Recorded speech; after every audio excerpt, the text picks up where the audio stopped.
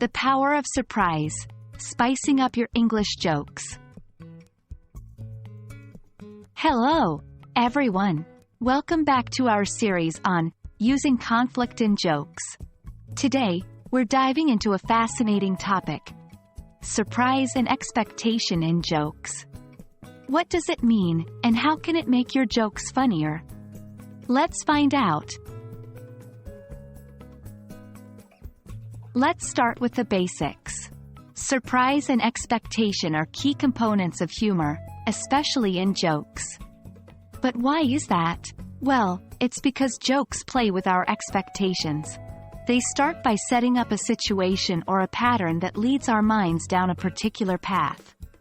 Then, they abruptly change direction with a punchline, catching us off guard.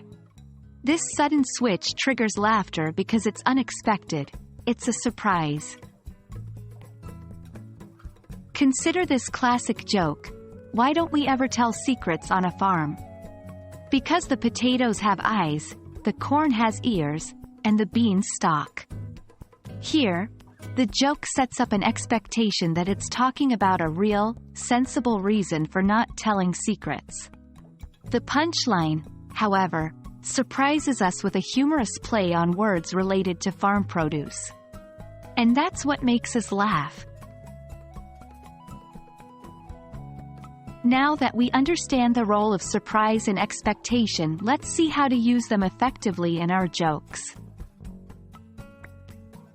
The first step is to establish a scenario or a pattern. This could be a common situation, a cliché, or a predictable sequence of events. It's like the setup line of our earlier joke: why don't we ever tell secrets on a farm? Next, you need to create a punchline that breaks this pattern or expectation.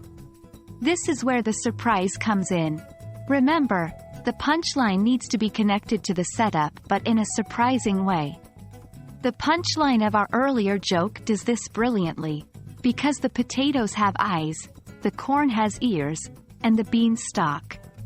One tip to make your punchline more surprising is to delay the reveal.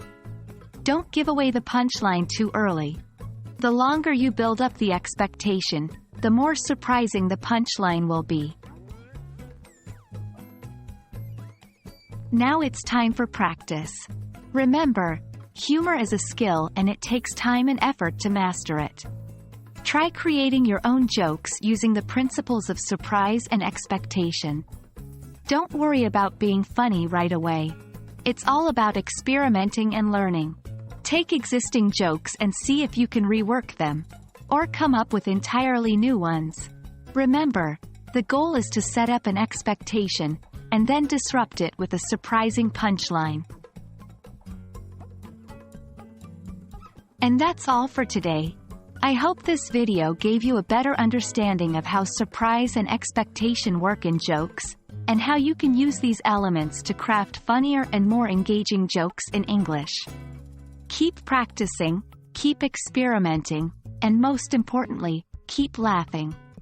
After all, learning English should be fun. See you in our next video.